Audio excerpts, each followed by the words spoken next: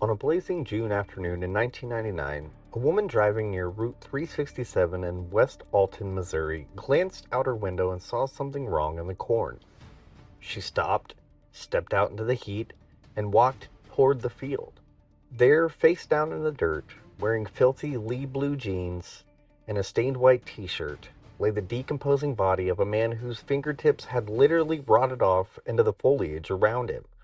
No ID, no wallet, no obvious wounds at first glance.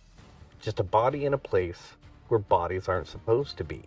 When fingerprint analysis finally gave this man a name, 41-year-old Ricky McCormick of St. Louis, detectives had more questions than answers. How had a non-driving, chronically struggling man ended up 15 to 20 miles from home in a cornfield with no public transit nearby? Why had no one reported him missing? Why was his body so decomposed that the medical examiner couldn't even determine a clear cause of death and initially chalked it up to natural causes, despite the bizarre circumstances?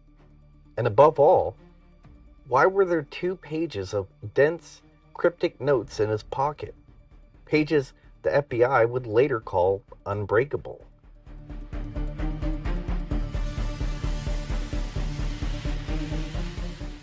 Let's start with what actually happened to Ricky before we try to crack anything.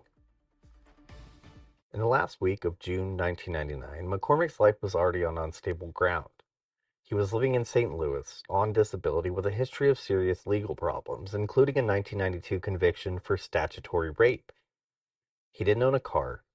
Family and reporting suggest he relied on buses and odd arrangements to move around.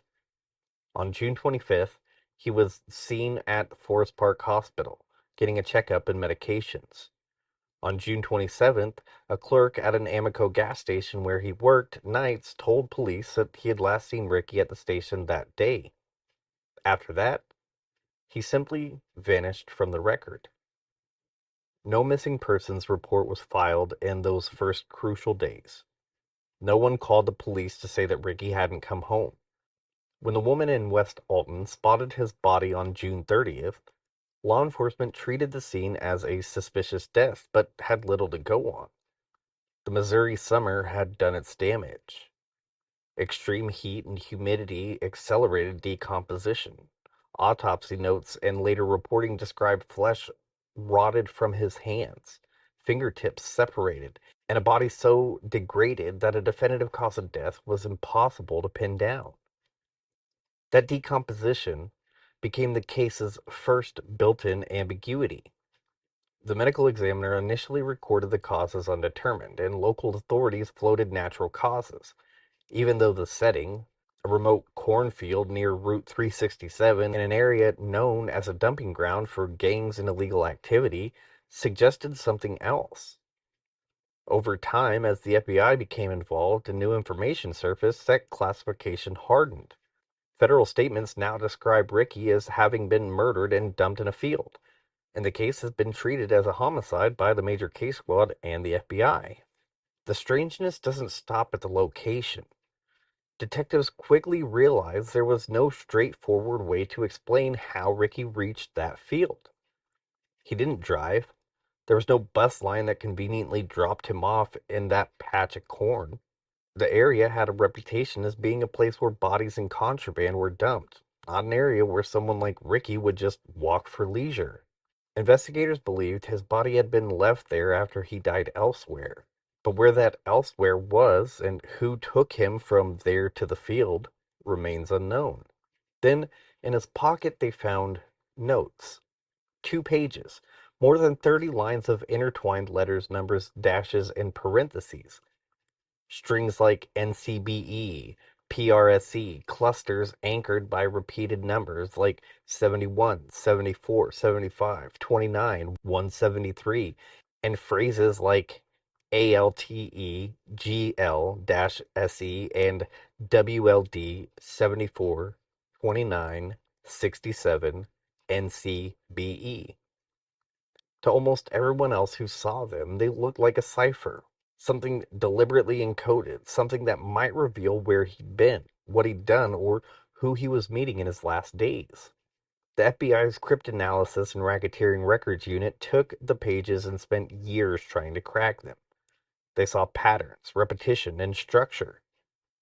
The characters weren't random, yet every traditional cryptographic approach failed. In 2011, after internal work and input from the American Cryptogram Association still left the notes unreadable, the Bureau did something rare. It went public, posting the notes online and asking puzzle solvers around the world for help. He had been murdered and dumped in a field, their summary read. The only clues regarding the homicide were two encrypted notes found in the victim's pants pockets. Overnight, the case shifted from mostly forgotten suspicious death in Missouri to a worldwide mystery. A dead man's pockets became an object of obsession. And yet, even as the internet fixated on the cipher, other facts about Ricky's life stayed stubbornly simple. His family insisted he was functionally illiterate, barely able to write beyond his name. They said he'd written scribbles or odd notes since childhood, but nothing anyone around him could make sense of. They were blindsided to learn about the 2 pages in his pocket. According to reporting, law enforcement never told them about the notes until years later when the FBI went public. So on one side, you have federal cryptanalysts saying there's real structure here. On the other, a family saying the man who held the pen couldn't read or spell in any conventional sense. That conflict between apparent complexity on the page and apparent limitations in the man is where the investigative tension lives. It's also where a lot of grand conspiracy theories have tried to wedge themselves in. When I sat down to write this episode, I wanted to see if I could take a stab at cracking the cipher myself. 3 hours later, what I found wasn't some hidden espionage network or drug ledger designed for a cartel. It looked like something far smaller and, in a way, far sadder. An illiterate man who needed to remember his way around. Let's start with the numbers. 71, 74, 75, 29, 173. These appear again and again in Ricky's notes. If you approach them as cipher keys, you end up chasing substitution systems that never fully line up. But in St. Louis, in North County specifically, these numbers belong to something much more literal. Metrobus routes. The St. Louis Metrobus network uses numbered lines. For example, 74 Fluorescent, 71 Parker, and related variants that serve the North County Transit Center and the surrounding neighborhoods. Municipal code in Fluorescent explicitly designates number 74 Fluorescent and number 174X Fluorescent Express as official bus routes, embedding those numbers into city law. Third-party transit tools and route maps confirmed that the line 74 runs through North County corridors, connecting riders to hubs and major streets. Historical route listings show 71 Parker and other numbered lines serving exactly the kind of low-income, transit-dependent communities where Ricky lived and moved. Once you let those numbers be bus routes instead of cipher keys, the letter clusters around them suddenly look less like encryption and more like direction. Take constructions like on DE71, on SFE74, on REDE 75. Read on as on or board, and the 2 or 3 letter fragments as the imperfect street or hub names of an almost illiterate writer trying to capture sound rather than formal spellings. DE could stand in for Delmar or de Bolivar, both known corridors tied into the St. Louis transit map. SFE could compress Santa Fe. REDE could represent Redman or a similarly named connector. In that frame, the lines aren't encoding messages. They're giving directions. On Delmar, take the 71. On Santa Fe, board the 74. On Redman, catch the 75. The repetition of PRSE across the notes adds another layer. It appears so often it almost behaves like punctuation. In a world of bus routes, PRSE makes sense as shorthand for pass, transfer, park and ride, or process, marking when a certain leg of a journey requires or includes a particular kind of ticket or connection. If you translate N, PRSC Inc. as North Pass included, and you have a compact way to remember that North County Pass covers a specific trip or integrated transfer. Someone who struggles to write could easily compress pass transfer into a shared cluster and reuse it instead of inventing new words every time. Then look at the directional fragments. TENE, TFRNE, AL. If you're searching for a classical cipher structure, they're frustrating, but collapse them back into street level language and they read like broken phrases. Then E, transfer NE, along. A man mapping his movement in shorthand doesn't need to spell then east along route northeast. He needs enough of the sound to trigger memory. TENE, TFRNE, AL. NCBE is one of the most compelling anchors in this theory. It appears at the end of some line clusters, like a terminal or a destination marker. In North County today, the main hub is the North County Transit Center, and analyses have matched NCBE to something along the lines of North County Bus Exchange or Endpoint. The word endpoint may not have been Ricky's, but the function is the same. A place where routes converge, transfers happen, and trips begin or end. If NCBE is his way of marking that hub, then sequences ending in NCBE are not cryptic riddles. They're journeys that terminate at a real physical transit center. Now, let's trace one of the denser strings that people have picked apart. 26 ML 74 29 173. In cryptographic terms, it's gibberish. In transit terms, it's a multi-step ride. Start on Route 26 at a location abbreviated ML. Transfer to 74, later to 29, then to 173. Each fragment representing either a stop, a neighborhood, or a general direction. Multiple independent approaches have already floated this idea that the notes are household level transit chains, not code books. What my 3-hour reconstruction did was align those clusters with actual Metrobus routes documented in St. Louis sources, especially in North County. Here's why this answer starts to reconcile two apparently conflicting facts. FBI cryptanalysts said the notes had structure but defied standard cipher classification. The American Cryptogram Association reportedly agreed, no known classical system, but lots of repetition and pattern. Ricky's family said he was nearly illiterate, someone who wrote scribbles but had been jotting coded notes since childhood. Personal transit shorthand sit neatly between those two realities. It can be structured enough to draw a cryptographer's attention, but idiosyncratic enough that no external key exists. It can be something he used for years without anyone around him fully understanding it. What does this do to the bigger narrative, the question of his death in that field? If the notes are transit directions, they're not necessarily a map to the murder. They're a map to his daily life. They show us that Ricky was moving through an environment where buses, reviews of passes, and connections defined his world. They confirm he wasn't driving, he was riding.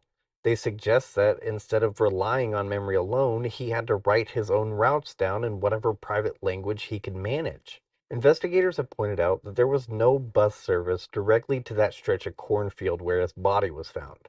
That makes these notes bittersweet.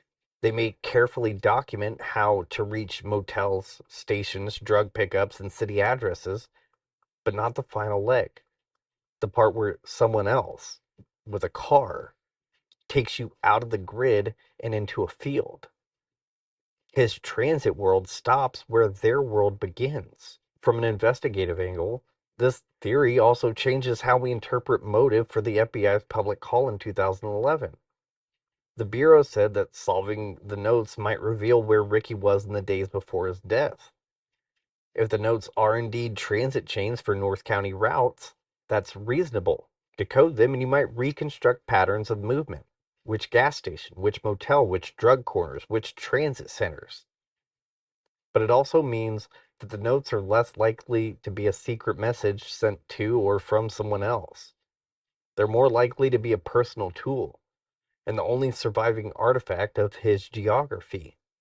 So we're left with two layers of mystery, the one in his pocket and the one in the field. In his pocket, the Cornfield Cipher looks less like the work of a criminal mastermind and more like the survival notes of a man the world had largely forgotten.